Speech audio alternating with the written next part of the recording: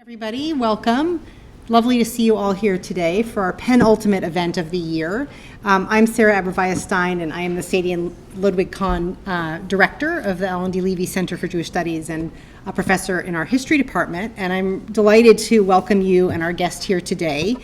It is Jewish History Month, and we are pleased to present this as one of our marquee programs to honor that occasion. So I want to offer just thanks to the staff who organized this event with such elegance as always, and a few other announcements before I introduce our speaker. Our last event of the year is a 2-day conference entitled Civilization Breaks, Colonialism, Slavery, and the Holocaust, and you can find information about it at the side of the room. I invite you please to take anything you have that makes noise and make it silent so we all have focus for the event. And with that, I am delighted to welcome our guest. Professor Laura Leibman, speaking today on the topic Once We Were Slaves, the Extraordinary Journey of a Multiracial Jewish Family, is returning to UCLA. She received her PhD here in 1995. She's a professor at Reed College of English and Humanities, VP of Programming for the Association for Jewish Studies. Before that, she was Vice President for Publication for the Association for Jewish Studies, and the author of wonderful books, including the 2020 book, The Art of the Jewish Family, A History of Women in Early New York in 5 Objects, published by Bard Graduate Center, winner of not 1, not 2, but 3 National Jewish Book Awards. Professor Leibman has held visiting positions at Bard Graduate Center, Oxford University, and the University of Utrecht, and the University of Panama. Today she is speaking to us about her latest book, Once We Were Slaves, published in 2021 by Oxford Press, which was a finalist for the National Jewish Book Award. And it tells the story of an early multiracial Jewish family who began their lives enslaved in the Caribbean, only to become some of the wealthiest Jews in New York. I want to add a few more personal words about Professor Leibman, whose work I have always admired for its narrative elegance, its ambition, its accessibility, and also who has given incredibly generously of her time to our professional organization, the Association for Jewish Studies, and especially I would like to note to mentoring women and LGBTQ scholars in the field, forming a special mentorship program in the summer, which I inherited to teach after her incredible model. This is the kind of work that isn't always acknowledged, but is so important for building a field, strengthening a field, and infusing it with innovation. So I am delighted to welcome you to UCLA, welcome you back, and to turn the podium to you. Thank you, Laura. Thank you so much. I tend to wander, and I like to think I project, but if for some reason I'm not projecting enough for you, wave your hands like this and I'll shout more. So, as Sarah said, my story involves a pair of siblings who began their lives poor, Christian, and enslaved at the end of the 18th century on the island of Barbados. And less than 30 years later, they had become some of the wealthiest members of New York's Jewish community. And I want to tell you about their story today and how they shaped their lives and how their lives were shaped by the circumstances around it as a way of getting at the other stories of multiracial Jews in the early Atlantic world. And I'm hoping that you'll take away 3 main things from my talk today. The first one really is just something about Sarah and Isaac, because I think they were incredible people who led really interesting lives. And I think they're such a good example of how sometimes people who weren't known as being particularly important in their own lifetimes end up being some of the more interesting people to study historically. The second thing that I hope that you'll take away really is something to do with how race in the early Atlantic world, and particularly for Jews, functioned differently than it does typically in the United States today. And I really want to show how their life story was impacted by the way that the definitions and understandings of race shifted as they moved around the Atlantic world and even around the United States. The third thing that I want you to take away, ideally, is something about the longer history of multiracial Jews in the Americas. And I feel like this is a topic that we often talk about and comes up in conversations that have to do with recent surveys of American Jews, where people note that the percent of Jews of either multiracial or non-white or of just multiple races within a particular household is something that seems to be, depending on which part of the United States you're in, somewhere between 10 and up to sometimes 25% of American Jewish communities. And historians have tended to talk about that story as if it's something that happened very recently. Somehow it's something that happened after World War II, maybe after the Vietnam War, starting in the 1970s, and that's when it really became more prominent in scholarship to talk about the diversity of American Jewish communities. And I really want today to help people push their understanding of the influence of multiracial Jews on American Judaism much further back, and to show how through various forces we've kind of erased the histories of people who are very, very important in terms of our contemporary understanding of American Judaism. So I want to start the talk today in the southeastern part of the Caribbean on the island of Barbados, where Sarah and Isaac were born in the last decade of the 18th century. They were the children of a gentleman named Abraham Rodriguez Brandon, who was, by the end of his life, the wealthiest Jew on the island. And their mother was a woman who went by a variety of different names. And this is, I think, sort of a historian's nightmare, right? When somebody has multiple names and you're like, what's going on? Is this the same person? I think it's the same person. Fortunately, her father, when he left a will, mentioned the various names that she went by. And this is one of those fortunate events in terms of historical research that happened to survive. So she went by multiple names. Sometimes she went by Esther Gill, sometimes she went by Sarah Esther Gill, sometimes by Sarah Esther Lopez. And while she had that Sephardic last name Lopez for much of her life, it was, unlike the man that was the father of the two siblings, it wasn't because she was born kinship-wise into a Sephardic family, but because she was born enslaved to the Sephardic Jews on the island, as were the two siblings. So while their father had a number of plantations along the western side of the island primarily, the siblings were not born on those particular pieces of land. Instead, they were born in the main port town of Bridgetown, and they were born along this particular street that says Swan Street, or if you can see sort of underneath the highlighted part, it says Fort Jew Street. And that's because it was the main street that most Jews lived along in the particular town of Bridgetown. And Bridgetown, by the time they were born, was the main center of Jewish life on the island because it had the only surviving synagogue. There was an earlier synagogue further up the coast. It was gone by the time they were born. So they grew up along that street, which was important for Jews, and their father, as well as the Lopez family, were members of the Nida Israel congregation. In fact, at various points in his life, their father was actually what was called the Parnas, or the president of the congregation. So both their enslavers and their father were mainstay members of the congregation. And you can sort of see, here's the reader's platform. It has the lovely little pineapples, a sign of hospitality on the reader's platform. And they lived along the street, which was mainly a place where Jewish merchants lived. So the vast majority of Jews on the island were involved in trade at various levels.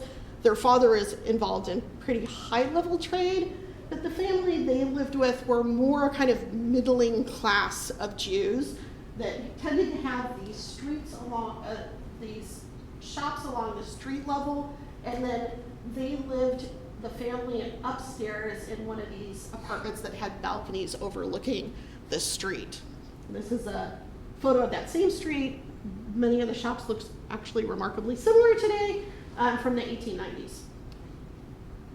One of the sons in the family that enslaved them was a gold and silversmith, and he ran a sort of jewelry shop. And the other one ran a kind of every goods store right along the same street. And perhaps their lives would have gone on very similar to everything else that would have been happening, except for many of the people who were enslaved in and around Bridgetown, except for that their mother took an unusual step for somebody growing up in a Sephardic family, which is she took her daughter to be baptized at the nearby church, which at that point was called St. Michael's Church. Now it's St. Michael's Cathedral. And the reason why she took her there to be baptized was for a number of reasons. One, it was something which was a newly available right to people who were enslaved. Previously, the idea of being baptized was seen as something that would protect people, and it was something that was, by the Anglican Church, very carefully guarded and typically not allowed to enslaved people. So when it became available, she took her child there. It also allowed her child to eventually, Sarah could grow up to be married officially in the church, which would serve as a form of protection that her mother, her grandmother, her great-grandmother, all of whom were born enslaved, would not have had. So really a kind of protective gesture spiritually, but very much physically as well. That said, it had a kind of negative repercussion in that it was the main place where the island assigned race to people as a sort of punitive gesture. So you could now be able to be baptized, but she had her daughter, by having her baptized, her race was assigned, and had Sarah stayed on the island, that race would have followed her entire life, and she was assigned the race of being a person of color, that is, being somebody who was multiracial. And again, on the island of Barbados, very much at this time, something similar to what we would call the one-drop rule, that had she stayed on the island, she never would have, either through money or through marriage or any of those sorts of things, changed that racial status. And there's still the baptismal font that she was baptized in. So this happens right after she's born, and for the early years of their life, the siblings live in this upper story of the family's residence along Swan Street. But then when Sarah's only a few years old in 1801, something really, normal happened, but had abnormal repercussions for the family. And that was that their mother's father passed away. That's the normal part. The abnormal part was he was a white Anglican man. He actually left his estate to his children by women of color. And that was incredibly unusual on the island. Very commonly, even if you had children by women of color that you weren't married to, that white men would leave it to their white relatives. And that would sort of keep money and property with whites. And he, for whatever reason, decided not to do that. And that really gives the family a certain amount of mobility and privilege that is just very atypical for this time period in Bridgetown or on the island more generally. And as part of what he left the family, he left them a house on what's called Back Church Street that was located very near the old churchyard where would soon be built St. Mary's Church. So inheriting this house radically transforms the status of the people in the family, because the mother, her brothers who inherit the house, they suddenly go from people who are considered property to having property themselves. So a really large shift. In addition, the location of it ends up being pretty important for the family's lives, because St. Mary's Church becomes, starting in the 1820s, the kind of place where the wealthier people of color attend church. So it ends up being a very status, geographically central place on the island in terms of the free people of color community. However, it was also located right near the Methodist Church, which would soon be built. And this is where the methods that I use for writing this particular history, I think, become incredibly important. Very early on, when I was researching the family, I wanted to make sure that I wasn't just tracing their Jewish ancestors, but that I was also tracing the history of the people who were enslaved on the island by the families. And that ended up being crucial for understanding the circumstances in which they lived, because it turns out that their aunt, through marriage, is the most famous woman in the island's history, for the early history. So she's the first female national hero of Barbados. Rihanna's the second one, for people who like music. So she's just central to island history. And so I would never have known this had I not continued to insist on tracing down what we could find out about that side of the family and looking into all of the records that were available for them. And she is an important national hero because she uses Methodism in order to argue for the civil rights for free and enslaved people of color on the island. So she's really important in the island's history for using religion in order to change people's possibilities. And for me, that ended up being incredibly useful to know, because her nephew, Isaac, would end up doing something very similar with Judaism, that he was involved in a civil rights dispute about trying to get civil rights for Jews, including Jews of color, on the island. It ultimately was less successful than his aunt's attempt. I'll get into that a little bit later, but I think really important to know that that history of resistance comes very importantly through his mother's side of the family. So just to give you, to pause for a moment and kind of go through family chart of where we're at, because I know there's a lot of names, and in good Sephardic style, they name everybody after living relatives, which makes things confusing. So here's Isaac, here's his sister Sarah. They had at least two other sisters who disappear from the records that I assume died as infants or in early childhood. Their father is Abraham Rodriguez Grandin, a very wealthy Jew. Their mother is this woman, Sarah Esther Gill, sometimes called Sarah Esther Lopez or Esther Lopez. Esther, I was able to trace back, her mother was Jemima. Jemima's grandmother was Deborah Lopez. Deborah, Jemima, Sarah, all these men and all these children were all enslaved to the Lopez family. So it's they may not be a very wealthy family, but a lot of their wealth is being built off of this particular family's service to them, and obviously not through their consent. So really important. And then here's the woman, the uncle who married that first female national hero of Barbados. Here's the white grandfather over here that left the house. He had a couple different families with different women of color, and Christiana Gill, as she's sometimes known, was also very important in the early Methodist movement. So we get that from multiple parts of the family. So that's the first really big thing that happens. The grandfather dies, he leaves them property instead of leaving it primarily to his white family, and suddenly the opportunities for the family change. The second really crucial thing that sort of sets their journey apart from the vast majority of people who were enslaved on the island of Barbados is that their father went to the Lopez family, a family that he was friendly with, and asked if he could pay to manumit his children. So he pays the family not only for his children, but takes them back to St. Michael's Church, now cathedral, in order to have them legally freed according to island law.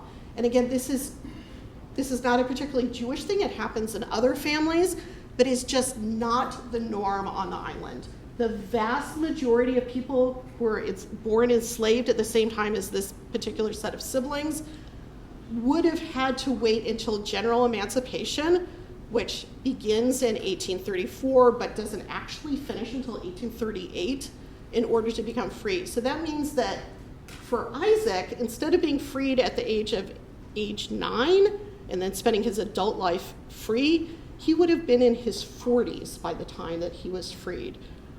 Even perhaps more crucially, his sister Sarah, not only would she have spent actually her entire life being enslaved, but all of her 10 children would have also been born enslaved. So really is a dramatically different event than most people would experience at this time on the island. So I think it's really important to think about the ways that they overlap with other people in the community, but also the ways in which sort of fluky events allow them to have some agency over their lives that the vast majority of people do not.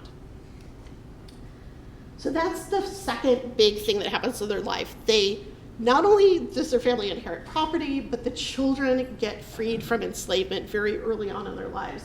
And they probably would have grown up like most people of mixed Jewish and African and British descent who are living in and around Swan Street. There's about a couple dozen other people of this during the same time period in similar circumstances. If it were not that around 1811 to 1812, Isaac decides he's tired of living at the margins of the Jewish community, that he's tired of having one foot in the Jewish community but not being allowed to be fully part of it. And he decides to leave the island with his sister and to travel south to the nearby colony of Suriname in order to officially, that is halakhically according to Jewish law, convert to Judaism. And here I think it's worth pausing and saying, like, why Suriname? Because I think most of us today might not choose Suriname, lovely as it is, as the first place we would go to convert to Judaism. So why are they drawn to Suriname? So a couple of reasons. One is that Suriname, along with this little peanut-shaped island off the coast of Venezuela named Curacao, are the two largest, wealthiest, best infrastructure Jewish communities in the Americas at the time. So they are, if you had to go anywhere to convert and have a legal conversion, you would go there. If you went to New York, your conversion might be questioned other places. And in fact, it often was. Suriname, no. Suriname is really on the Jewish map at the time. So why Suriname and not Curacao? They're kind of the same distance. Well, Suriname is very different from Curacao in that it has the largest community of multiracial Jews of anywhere in the Americas during this time period. So it's much more welcoming and inclusive than the community of Curacao. And such that 10% of the community, according to Surinamese law at this particular time, was understood as being people of color, but over probably 50% of the community had at least one African ancestor, and I'll talk a little bit about that difference and what's happening there in a moment. So why does Suriname have this huge multiracial Jewish community? It has to do with the history of slavery in this particular colony, which particularly the early community called Yoden Savannah, which is downriver. The siblings start at Paramaribo, but downriver, very early on, is an early semi-autonomous Jewish plantation town called Yoden Savannah, or Jews Savannah. And in this town, we'll go back for a second. We have both the synagogue put on the highest point, but also there's a fair amount of interest in trying to sort of build a new Jerusalem. In fact, they lay out the streets the same way that the tribes were laid out around the tabernacle in the desert. So they're really interested in like trying to build this new Jerusalem, have some sort of messianic purpose to it. And they, as a result of that, end up having many more conversions of people who are enslaved, as well as circumcisions of people who are enslaved to Judaism, such that by the time the siblings arrive, again, there's this incredibly long-standing, diverse community in Suriname. I will point out that sounds a little bit better than it actually is, insofar as obviously the people are still enslaved, but they tend to be very particular in ways about who ends up getting converted and who ends up being freed from slavery, and it tends to be people who are the descendants of Jewish men. So it's a way of sort of building the community in some ways. So it's not completely lacking in being self-serving for the white overseers. So by the time the siblings land at Paramaribo, Yoden Savannah has pretty much fallen into ruin because of some economic crises that are going on. So they settle in the main port of Paramaribo, which you can see here.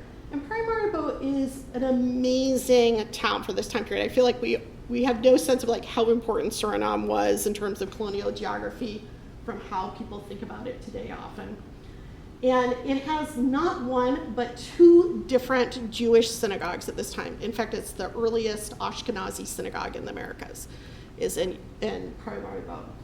They, however, choose to convert at the Portuguese synagogue, which is the Sephardic synagogue, and that's because of a couple reasons. One is their father is a Portuguese Jew, but also, if we are honest about it, the Portuguese Jews have way more social status during this time period than the Ashkenazi Jews do.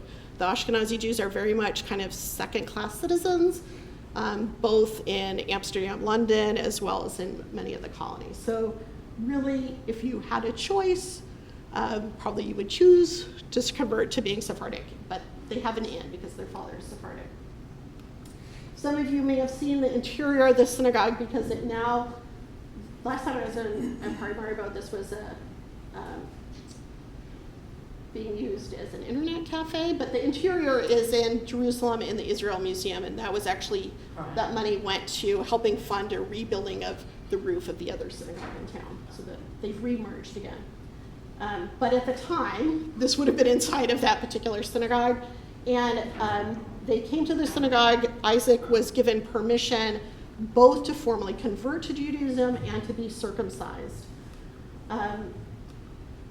Following the conversion, there's a little building around the back which was often used for where Kiddush was held after services, but there's also a trapdoor, and now it's dried up, but at the time it would have been filled with water, and they would have gone down into the ritual bath, stepping down, coming back up, being halakhically Jewish. And again, this was considered one of the primo conversions for the Atlantic world outside of Europe. So a really very much a strategic choice on their part of like picking a good community to go to. As I mentioned, they had a choice of where to go. Around the corner was the Ashkenazi synagogue, and it looks very similar inside. It's still got the nice sand floors, the nice hardwoods and whatnot. But again, today you can sort of see, here's the roof that renting out the interior to the Israel Museum paid for. So it looks like a lovely place, but at the time, there was actually a lot of restrictions between the two communities trying to keep them separate.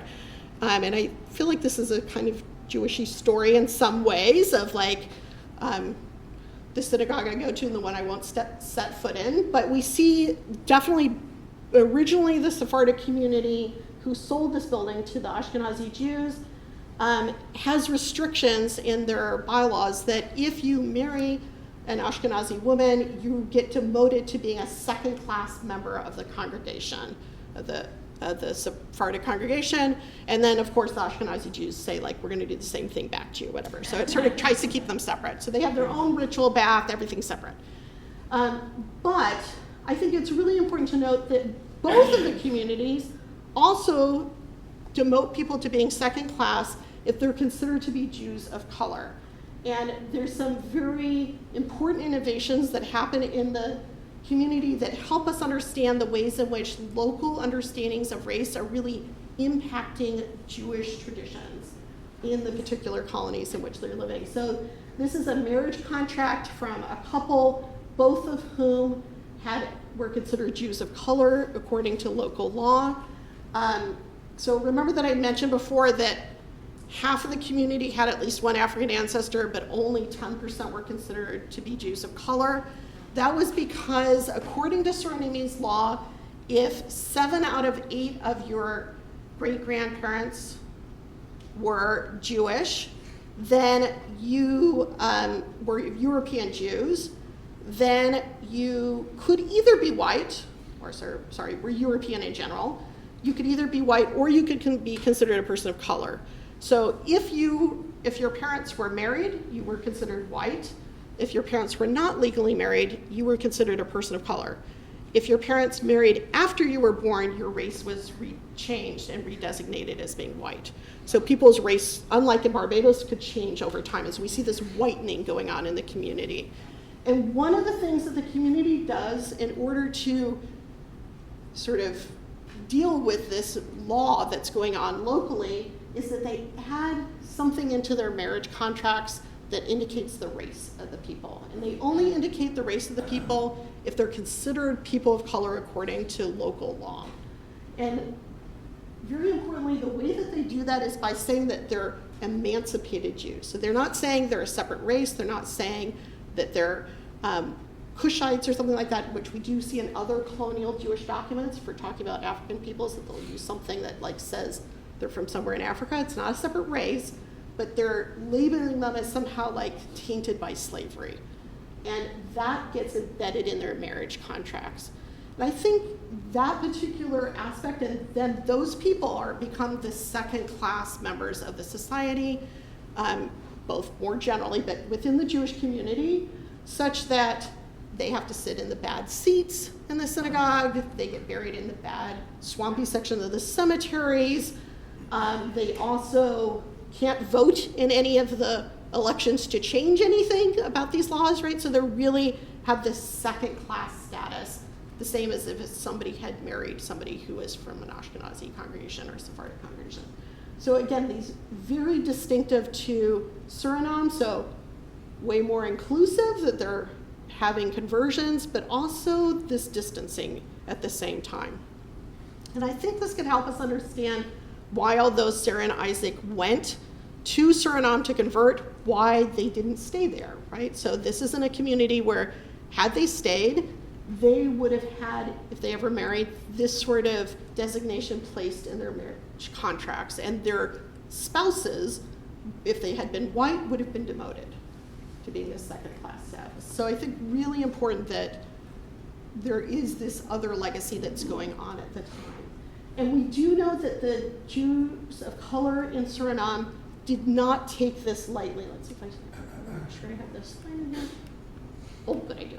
Okay, so right around the corner from these two congregations for a long time was a congregation called Darhei Yeshurim, so Path of the Righteous, and it was where the Jews of color set up their own brotherhood. They got very tired of being discriminated against in the two European-led congregations. They set up their own brotherhood, and they attempted in the 1790s to say, like, you know what, we'd like to actually have full services and be a synagogue, and that way I could be called up to the Torah, I won't be demoted to second class, I could vote on things, I could be recognized fully. And you'd think because they had been so discriminated against in the other congregations that maybe they would have let them do their own thing. No, the European congregations fight back and take it to the local government and fight to have Darhei Yeshurim disbanded. And that actually happens before the siblings arrive. So I think that helps us understand why didn't they just go ahead at the first Afro-Jewish synagogue in the Americas, why didn't they go there to convert? Because it had been disbanded before they even arrived. So the siblings come to Suriname, they experience this moment of, so first of all, we also know their parents didn't marry because they are considered people of color according to the census that's taken while they're in Suriname. So they would have had this discrimination against them, and they decide after their conversion not to stay in Suriname. And instead, Isaac travels back to Barbados, where he gets involved in the civil rights disputes.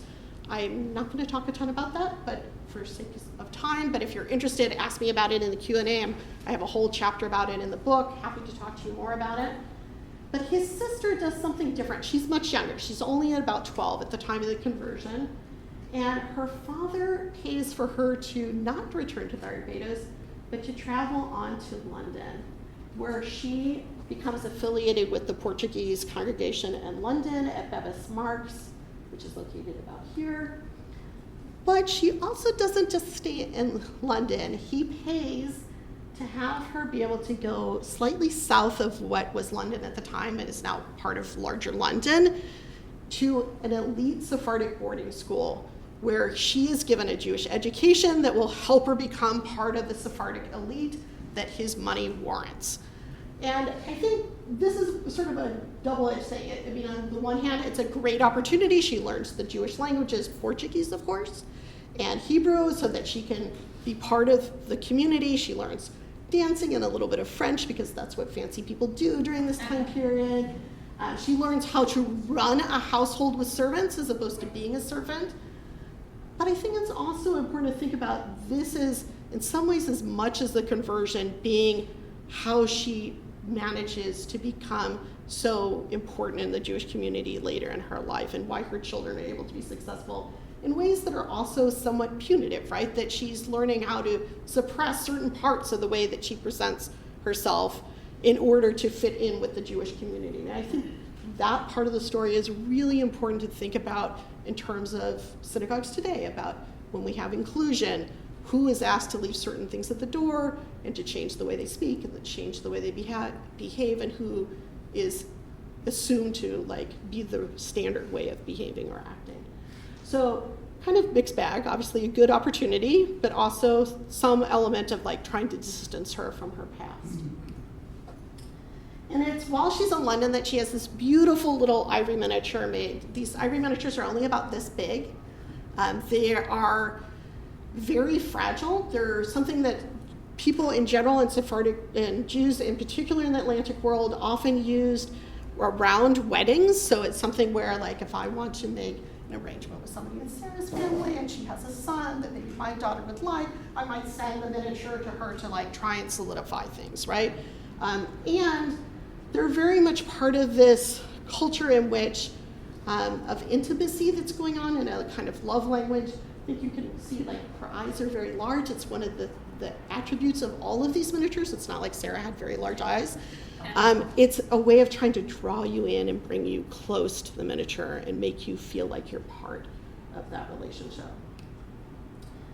So one of the things that I think is very interesting about both of their miniatures, however, is that it's a different kind of portrait than was made of their father at various points in his life. So unlike oil paintings, which tend to try to represent the skin tone of the person who is being presented, ivory miniatures are very much about this rise of the white elite and the mercantile class during this time period. The idea of them is that I take a sheet of ivory, I make it very thin, and I sort of iron it a bit so that it becomes translucent. I might put a piece of silver behind it so the light comes in and goes back and goes, whoa, whiteness, right? So you can see that here, that even parts, this is her brother, close-up of her brother's miniature, we can see even his forehead is unpainted, right? It's just that translucent raw ivory whiteness going on. So really important that it's this particular miniature that's part of their transition into this elite world. Go forward. Oh no, there we go. I was really interested both in this book and in The Art of the Jewish Family about how their miniatures differed from the way race was being presented in other miniatures of women of color, of multiracial women in particular from the Atlantic world. This is an anonymous woman from early Suriname. This is a woman who is the wife of a very famous hairdresser in early New York, who was originally from Haiti. And for both of these women, I hope you can notice that there's something wacky going on with the way that they're painted, that they look very scratchy.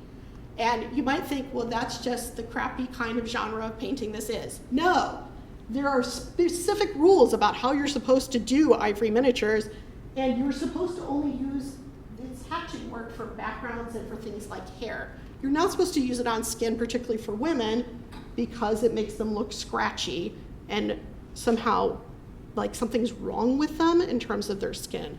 And I think this is very much a moment where we can see the makers of these miniatures deliberately violating the rules of miniature making in order to express some of their own biases about what's going on with race in the Atlantic world. Eventually this will shift over time and people start using different techniques, but really important that Sarah's miniature, in contrast to these ones, probably because her father is there paying a lot of money, does not have any of that kind of suggestion about her race. So I think important to note, this isn't a testament about how pale she is. This is a manufactured vision on part of the miniature maker. So once she is 17, she's finished with school, she's had her miniature made, She goes back to Marks, and her miniature meets another miniature, and it's a match. And she gets engaged to a man named Joshua Moses, who is in town doing work in the fabric trade, and he's originally from Philadelphia, New York. It is a particularly important match because Joshua happens to be the son of a very important merchant family. His father is the wealthiest Jewish real estate person in New York, as well as the most important merchant Jewish wise in New York. In this way, I think really important to think of this as a match between the two fathers-in-law as much as between the Joshua and Sarah.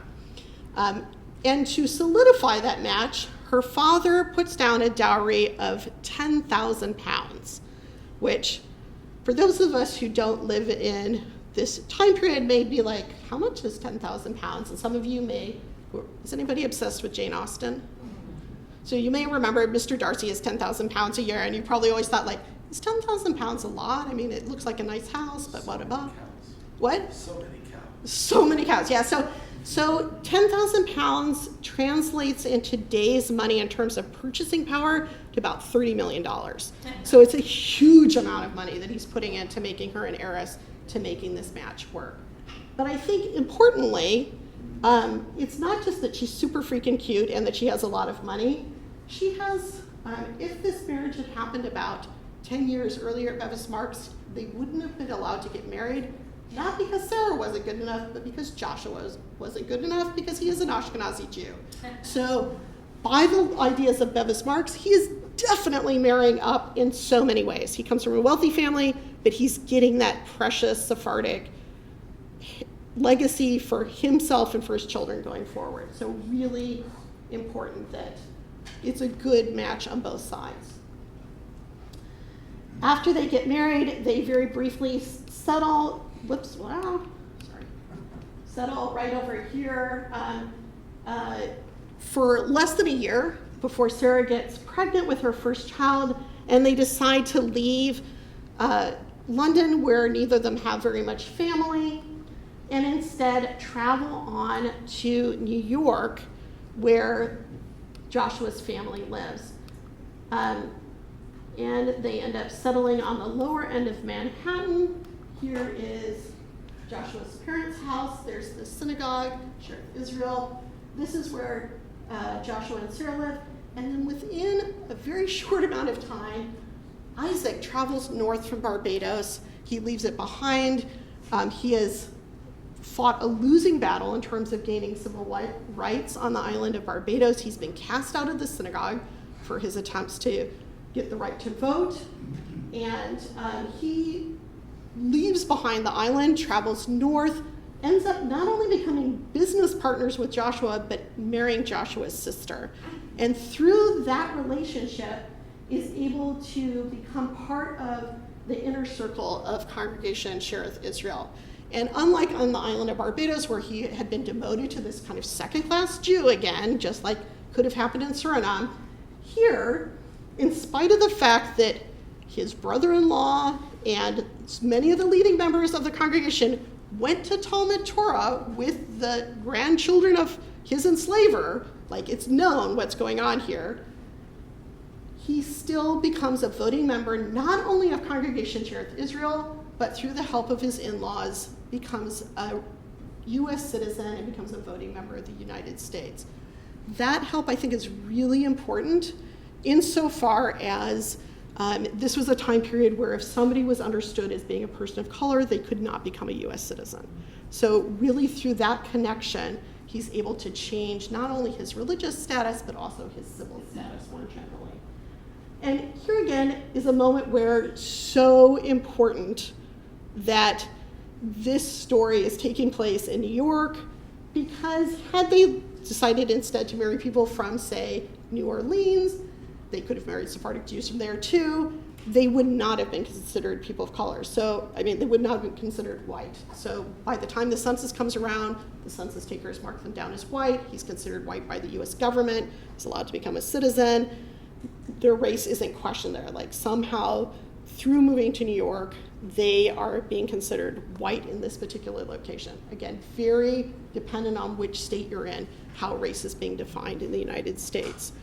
The other thing that I would say is super important in terms of how race is being defined is just this issue of like, it's not that somehow New York is some racial paradise at this time period. This is a time period when racism is rampant in New York. And in fact, members of Shearith Israel, one of the most prominent members, is the editor of a newspaper and writes horrible, horrible racist screeds against members of the African American community.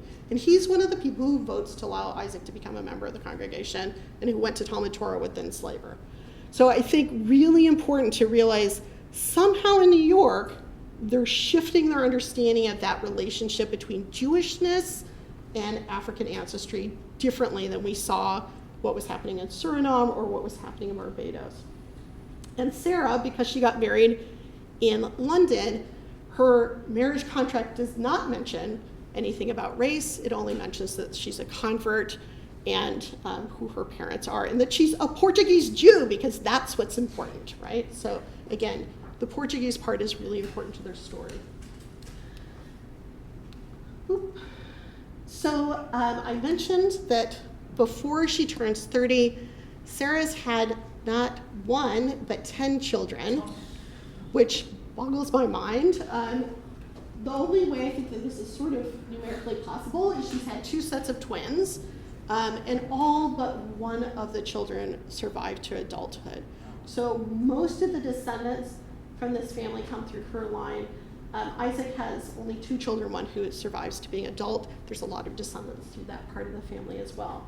And most of the descendants come from the marriage between one of her sons, Lionel, who ends up marrying the granddaughter of Gershom Mendes, who's the most important rabbi in early New York. So they're really marrying into the important families within the congregation. One of her other sons becomes the Parnas, the president of Shearith Israel. Others of her sons are Civil War and Mexican-American War heroes. They fight in white regiments. So really important that through that movement out of Barbados, around the Atlantic world, into New York, she's changing not only her history, but also the history of the people that come after her. So 3 of her sons fight in the Civil War against the Confederacy.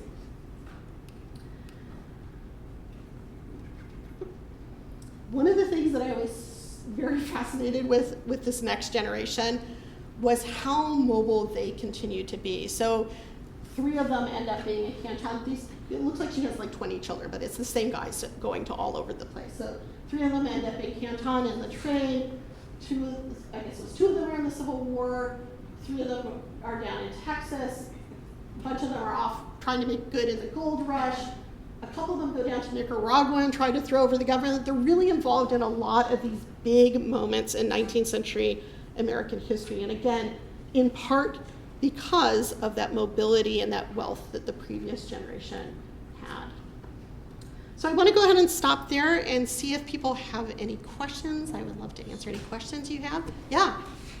I don't understand how Sarah's marriage was arranged initially. How did this is named Joshua, her husband? Joshua's her husband. How did Joshua's father know about Sarah and her wealth, and why was it important? Yeah, so I don't think Joshua's father, Joshua is off in London by himself, working for one of the biggest merchants in Philadelphia. He's kind of his fancy goods man that he like gets a list of like, here's the best cloth to get. I trust you. You've got a better eye than I do. And he gets that and ships it back to Philadelphia. And we don't know how they first met. I would assume it was probably at congregation or services. And she is so much the catch of the season. So it's sort of, I think, had his father not been so important, would her father have come in and given 10,000 pounds? I'm skeptical. Does that make sense? Like, it may be known that she's wealthy, but it's really that mercantile connection between the families. And that's very typical of the previous generation as well. So Joshua's parents also, they know each other, but there's this large dowry put down, only a tenth of what Joshua gets. It's still seen as like one of the biggest dowries in New York at the time. But it's really a way that Jewish families are trying to establish different trading partners in different ports. So marriages are a way of, if I want to have somebody in this port over here, I marry my daughter off to somebody in that port. If I need a trading partner in Jamaica, I marry one of my children off to somebody in Jamaica. Does that make sense? So for both of the fathers-in-law, that New York Barbados connection is, well, it's the best marriage that happens in the family in many ways. Yeah. Laura, thank you for this really excellent presentation. Oh, thank you. I haven't read the book yet, but now I really need to read this book. I think my question, I think what you're doing here is really fascinating for not only the field of Jewish history and studies, but also, I would say, Atlantic studies in general. Because I think the fact that you're starting where you are and tracing back Jewish history back not only to London, but potentially to Iberian Peninsula and the rest of it. What do you think this work, from this, have you thought about the implications of how tracing back, going back and forth, how do these stories or biographies of you help us understand Jewish history on a larger scale? Yeah, maybe just to get at one of the ways that I think it has helped me sort of rethink American Jewish history is to really not underestimate the power of the Caribbean for later American communities. And I think that's something that when people had done genealogies of early American Jews, if somebody moved to the Caribbean, they fell out of the genealogy. It's like they died or something. But instead, they had families in the Caribbean, right? And when the economy collapses in the Caribbean, a lot of those families moved north and ended up becoming, because they're much more infrastructure in the Caribbean than there was up in the north, they end up becoming the leaders of the congregations up in Philadelphia and Charleston and New York. Those are all being led by people from the Caribbean. And you get this group of Jews moving from the Caribbean northward. And for me, it becomes a way of really rethinking, for example, the early Black synagogues in Harlem that start really to emerge in force in the 1920s. And one of the rabbis who leads one of those congregations belonged to the Methodist, his parents belonged to the Methodist congregation that was run by Sarah's and Isaac's aunt. And we know from the records, and I talk about this in the book, that there was a lot of traffic back and forth between the Methodist and the Jewish congregation. And so in the 1920s, people were incredibly dismissive of his claims that Jews, multiracial Jews, were coming from the Caribbean northward and populating the communities in Harlem. And he's 100% correct that that's going on in terms of people at the margins of the communities, people halakhically in the communities, and particularly from Suriname, that there's an enormous group of multiracial Jews from Suriname become both members of European-led Jewish communities, synagogues in New York and in other cities, as well as in Harlem too. So I think really helps us see how some of the racism within the Jewish community has sort of tainted the scholarship in terms of how we understand who's really Jewish, right, within Jewish communities. And I hope, as people sort of have these other origin points and really think about, for example, I talk in the book also about Suriname. Definitely some of the people coming into Suriname were people from parts of Africa that had strong traditions of being identifying as Jewish before they came to the Americas, and that continues in Suriname, and that also comes northward. So I think, again, those multiple origin points really help us reassess some of the historiography that's gone on before. I don't know if that, yeah. I'm about a third of the way through your book. Oh, thanks. Thank you, I Sure. enjoy it. I'm confused, and I was confused when I read it, about Sarah's mother's father who died and left them that big house and everything. That was fascinating. Did he have many women? That's what I thought from reading. And then I was confused why he left it to her and not the other women. And Yeah. I'm also interested in what Sarah and Isaac's relationship was with their half siblings of the white women and the other black Yeah. women, all of that. Yeah, so there's these family trees in the back of the book, or if you go to my website, which I think is somewhere up there, or just look for it online, I have like big versions that you can print out that I think my mother tells me are much easier to read. She complained that I Yeah, didn't have, these they are weren't too large small. enough print, and she said you need to put those online, and being a dutiful daughter, I did so.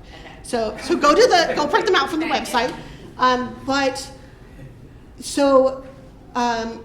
George Gill, who's the grandfather, has intimate relationships with 3 women of color. He has no legal marriages. He leaves property to each of those women or their children. Depending if he has children, he leaves it to the children and leaves clauses for the women to be taken care of by their children. So he has nieces and nephews. He gives them almost nothing, white nieces and nephews, and he instead leaves it to the relationships he has with the women. And there we can see that both the aunt through their mother and also the aunt that's through one of the other relationships are both important in the Methodist Church and presumably both have an influence on the family. But one thing that's happened since the book came out is that at some point when you get farther in the book, you'll notice that I talk about there's a number of places where records suggest that there are half-siblings of Sarah and Isaac who were still enslaved at the time when their father died and who he manumitted in his will. Like the way that he manumits them implies that he thinks they're his children. And very recently, and I had put in something in the book of like, it would be really nice to be able to have those parts of the families connect and be able to share DNA stuff.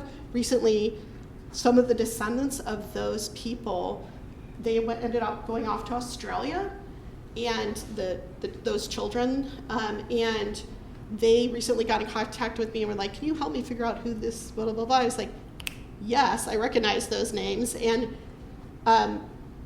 one of them, for example, Isaac, when he goes back to Barbados on business, and he's considered a gentleman of color, and he's Barbados. He comes back to the U.S. He's white, person of color, right? So, but when he's in Barbados, very strangely, after his father's death, but before general manumission, he buys a woman and her child. And I was like, what is going on with Isaac? He's been so against things with slavery up until this point.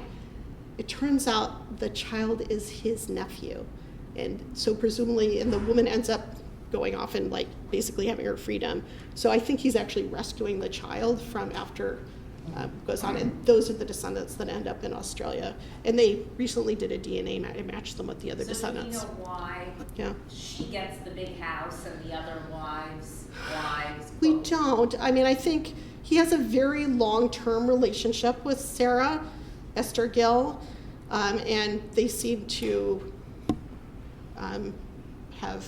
And do we know if Sarah and Isaac continue their relationship with all those other half-siblings? So yeah, so there's also so I think really important to realize that Sarah Esther Gill is a child when he takes up with her and she gives birth to Isaac. She's incredibly young as far as we know. And even though she's not enslaved to Abraham Rodriguez Brandon, there's no way in which that is a equal power relationship. I mean, I think clearly not, right? Like that's clearly a forced relationship and very typical of forced relationships within Bridgetown during that time period. So even after she's free, her children's wealth depends upon her remaining with this man, right? So I still feel like she's free, but it's still not an equal relationship. So I think really important to have that part of it. After she dies up in New York. He has another relationship with another white woman and has a second set of kids with her. Those children end up becoming orphaned, kind of when the father dies. Isaac becomes their guardian, and he gets them into Jewish schools in London, and he really takes care of them going forward. So they definitely have relations. Well, I knew that they had relations with the acknowledged children. I think what's really interesting is he clearly also has relationships with his other half-siblings who were enslaved much longer. So really interesting, like how what other people are looking for later today can help figure out things from the past. Yeah. Wonderful talk, thank you. I have two questions, and one is Yeah. specific and one is rather more broad. Yeah. The ketubah that you showed us, and you were telling Yeah. us how people who were formerly enslaved were marked. Yeah. Could you show us what that actually looks like? I was looking for it, and I didn't understand what you meant. So I'm not sure that I have a good enough slide of it, but I feel like this is going to be very nauseating to go Okay, backwards. well, So let me you can explain. So tell, there's you can tell, and then I'll ask a broad question. the word that is inserted before their like marital status is that instead of being just like a virgin, that she is an emancipated. I see. And so they're not using, again, it's like a euphemism for being a person of color, I see. as opposed to using the Aramaic word for being some other tribe that's from Africa. Yeah. And then, Yeah. if you don't mind, my other question was a little bit more methodological. Yeah, sure. I was wondering if you could speak about your journey as a scholar of Yeah. letters Yeah. into so much of art historical work Yeah. with your earlier writing, but continuously historical, and how they inform each other and Yeah, produce yeah, a sure. distinct methodology. Yeah, so I feel like this is a good setting for this conversation. So I got my PhD at UCLA. I worked in early American literature. I worked both with Michael Colker, who I'm hoping to see after this talk, but also with Paul Goddard-Allen and Eric Sundquist and Gary Nash. And I would say definitely one of the other people I worked with at grad school was Greg Saris, who also was very interested in kind of nonverbal forms of Native American communication. My dissertation was on Native Americans in colonial New England. And I definitely, like, even in that work, was very interested in, like, how can you use things that aren't written in alphabetic script in order to help our understanding of communities where there's a very fragmentary evidence for what persists, and that even what they did create was often not considered worth keeping. So that's sort of a motif that I think informs both of our work, right? So that this sort of like, how do you write histories for people whose histories have been deliberately erased and kept out of archives? So that's one influences through that part of Native American studies. I also did sort of a subspecialty in Spanish colonial, and particularly was interested in the so Aztec manuscripts, codices from the Valley of Mexico, and so really trying to think in my dissertation about trying to take some of those methods from Spanish American scholarship and trying to think about how it could apply to the British colonies, and thinking about other ways of thinking of writing beyond words, and so that also influenced it. And so I feel like I came to Jewish studies already kind of thinking about how is writing and how is culture beyond just written text important for the way we do scholarship. I don't know if that helps, but yeah. I have plenty, if you're around afterwards, I'd like to ask you more, but just basic for what we're going on. First, because you were talking about your work with Spanish American. Yeah. Did Barbados or any of, or British North America have anything like the casta divisions in Latin America? We have tornatras, and this all like, not only is he black, he's 5 of this and 7 of that and 3 of like all those. Yeah. So it's a really good question, and I'm sort of smiling because I've been teaching classes at Mexico a lot lately, and I have a book that's coming out with Adriana Brodsky in August that includes stuff about the Costa paintings, and it's used across the Americas, and it's sources from the colonial period to the present. So Latin America, North America, Caribbean. And I think yes and no. I mean, I feel like the Costa paintings are themselves always a little deceptive because they are this fantasy being presented for a European court of how races could be working to make it more systematic. And there isn't necessarily that great correlation between like how the laws are working and what you see in the Costa paintings. But that said, you do see in some of the British colonies some different ways of dividing down. It's not as intricate as the stuff in the Costa paintings. In part because the communities there's different ethnic groups involved. So, but also, again, I feel like that's so much about the Spanish government at that particular time. And just a follow-up. Yeah. We're having people going from the British Caribbean to Napoleonic Dutch Suriname to London, going back, and there's wars going on. I mean, there's the Pope there.